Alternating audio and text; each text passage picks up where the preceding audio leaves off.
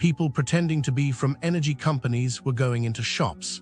Can you imagine walking into your shop, saying you were gonna save them money and then just taking it? They offer exclusive deals or rebates, but you have to pay them first.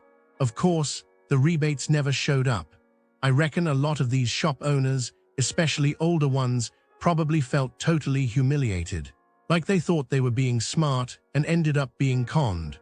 And the people doing it, those scammers probably spending the money on, like, fancy dinners or something, makes you sick, doesn't it? It's literally insane.